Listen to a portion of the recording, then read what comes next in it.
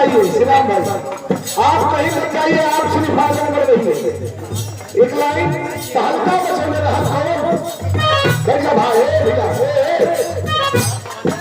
देखा हे बड़ोगा जी, ये सब बात करने में है, ये सब बात करने में है,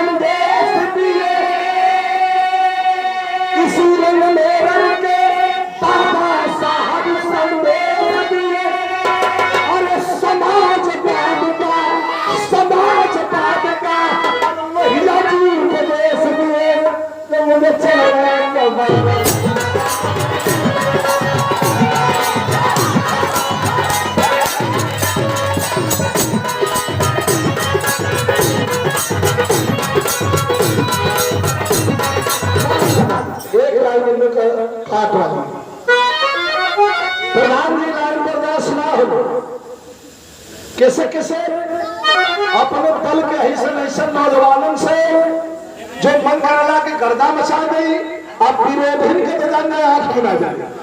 कौन लाइन बड़ी सुंदर कि संविधान से चलने वाला, संविधान की ताकत दिखाई पड़ रही है आज पार्लियामेंट में। मुंह बना बना लोग बैठल हो, अशेष सफाई अशेष लाई भागत जगह ना, जबरदस्ती अपना स्पीकर भी था, स्पीकर भी सोचो थोड़ा के हर से निकल, लेकिन दो युवा नेता, ये दो जोड़ी पूरे हिंदुस्तान के पटल पर छाई हुई है। एक तरफ हमारे राष्ट्रीय अध्यक्ष आदरणीय अखिलेश यादव जी, दूसरे तरफ राहुल गांधी, ये जोड़ी को पूरा हिंदुस्तान पसंद कर रहा है। तो मैं कहता हूं, पत्रकार ने मुझसे पूछा कि आप प्रधानमंत्री किसको देखना चाहते हैं? हमने कहा कि मरते दम तक हम प्रधानमंत्री की कुर्सी पर सिर्फ और सिर्फ अखिलेश यादव को देखना चाहते हैं, किसी और को नहीं देखना।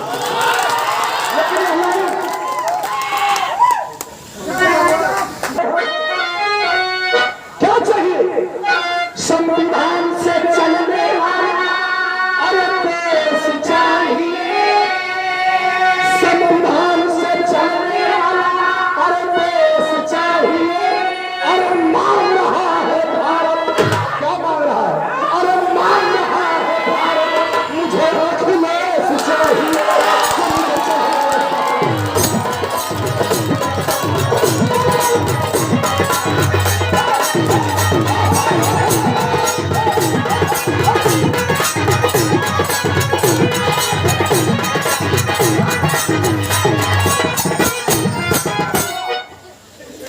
और बड़ोगा जी के द्वारा मैंने रमाबाई के मैदान में जब दूसरी बार राष्ट्रीय अध्यक्ष का अनाउंस हो रहा था, आप थे तो वहां मेरा भाषण हुआ था।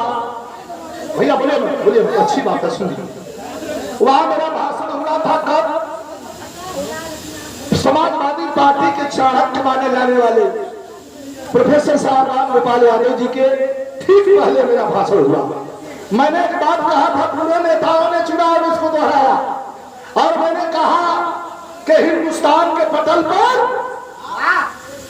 नेता शब्द का संबोधन मात्र 2 नेताओं पर लगा। एक नेता जंग आजादी के लड़ाई में पूरे हिंदुस्तान को ललकार करके आवाज दिया था कि तुम मुझे खून दो, हम तुम्हें आजादी देंगे। जवानों ने अपना सीना आगे कर दिया था, अंग्रेजों की गोलियां कम पड़ गई थी और उन्हें नेताजी बाबू सुभाष चंद्र बोस को कहा गया। और दूसरा नेता को, किसी को नेताजी कहा गया तो शख्सियत का नाम था धरती पुत्र मुलायम सिंह यादव। लोगों ने कहा कि स्वर्गवासी हो गए नेताजी, मैंने कहा नहीं, मुलायम सिंह यादव कोई नाम नहीं, मुलायम सिंह यादव सोच है और सोच कभी मरती नहीं है। इसलिए क्राइम आज जद्दोजहद चल रहा है। हमारे नौजवान साथी, हमारे छात्र साथी बैठे हैं, जानते हैं राजनीति की स्थिति क्या है, जानते हैं हमारी सरहद की स्थिति क्या है, जानते हैं अत्याचार कहां हुआ। चीन बराबर लगातार जब रक्षा मंत्री पद से नेताजी जब से हटे हैं, कई 100 हेक्टर की बात तो छोड़ दीजिए, कई किलोमीटर अंदर घुस करके और हिंदुस्तान के हद में चीन ने अपनी स्थापना का, अपना निर्माण करवा दिया है। नेताजी तक थे तो जंग आजादी के बाद एक ही नेता, आप पढ़ लीजिएगा, पहली बार में 5 किलोमीटर लेकर के अपने सेना को घुस गए थे चीन में, और दूसरी बार में 15 किलोमीटर लेकर के घुस गए थे। जो रक्षा मंत्री थे, सियाचिन के बॉर्डर पे नेताजी का भाषण चल रहा था, इतने में आया ब्रिगेडियर और रोक दिया। सर एक मिनट, कहा क्या हुआ, ये आवाज कैसी है? ब्रिगेडियर ने कहा कि पाकिस्तान सीज फायर तोड़ दिया है नेताजी। लाल हो गए गुस्से से नेताजी। किसी नेता और किसी रक्षा मंत्री की छाती में दम नहीं। हमारे यूट्यूबर साथी हैं, रिलीज कर देना, मैं डरता नहीं किसी से। इतना जीवट का कोई नेता और रक्षा मंत्री हिंदुस्तान के पटल पर नहीं हुआ। नेताजी ने कहा कि हमारा सम्मान छोड़ दो, पहले पाकिस्तानियों का मुंहतोड़ जवाब दो। खदेड़ करके हमारे भारतीय नौजवानों ने पाकिस्तानियों के छक्के छुड़ा दिए थे।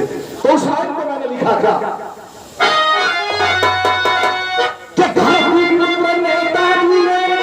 भारतीय पुत्र नेताजी ने समाजवाद को जोड़ा था।